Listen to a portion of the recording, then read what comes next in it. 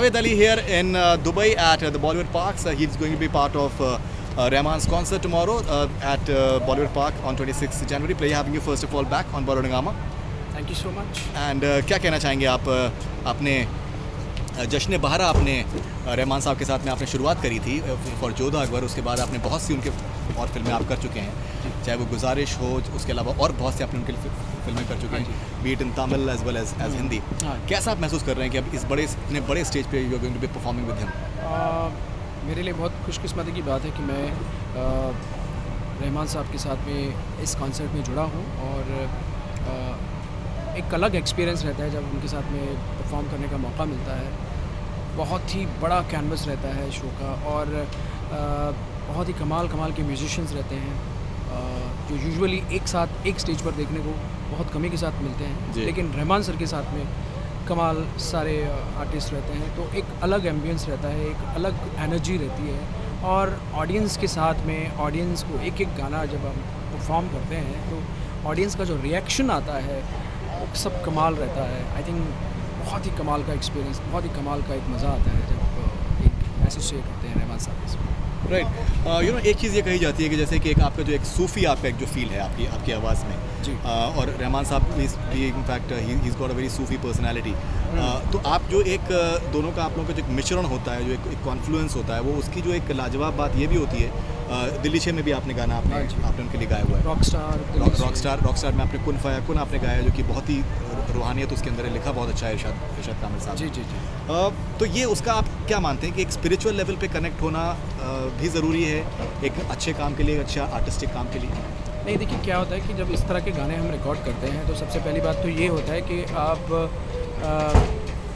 का वो emotional connect होना चाहिए उस कॉम्पोजिशन के साथ में, उस वर्ड के साथ में, सिचुएशन के साथ में। तो जब हम ये गाना इस तरह के रिकॉर्ड करते हैं तो हमें कुछ एक्स्ट्रा करने की ज़रूरत नहीं पड़ती है, वो ऑटोमेटिकली एक अंदर आ जाता है, वो एक फीलिंग आ जाती है कि ना आप फुल डिवोटेड हो जाते हैं, फुल आप सरेंडर हो जाते हैं उसके, तो वो सारी चीज़ें ऑटोमेटिकली आ जाती है। उसके लिए कहीं कोई स्विच ऑफ स्विच ऑन नहीं करना पड़ता।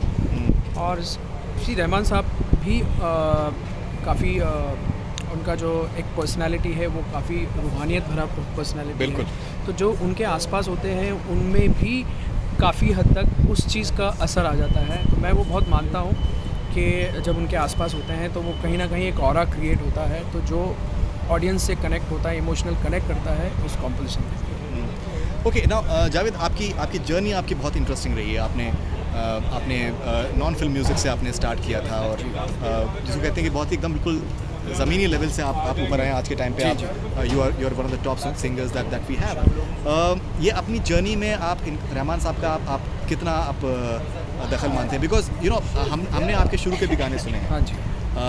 जो कि आई थिंक कोई भी गा सकता था, मतलब I am being very honest, लेकिन व्हेन वी हर्ड जश्न बहारा तो जो उसके अंदर जो एक पकड़ थी, बिकॉज सॉफ्ट गाना लगता है, आसान लगता है सुनने में, लेकिन जो सॉफ्ट गाने में मेहनत कहीं ज़्यादा लगती है, बिकॉज आपको सुर को आपको होल्ड करके रखना पड़ता है। फास्ट गाने में फिर भी आप बहुत निकल जाते हो क्योंकि बहुत टेम्पो फास्ट होता है, बहुत सारी इंस्ट्रूमेंट्स बज रहे होते हैं और आप कहीं ना कहीं छुप सकते हो ट्रैक के पीछे। बिल्कुल।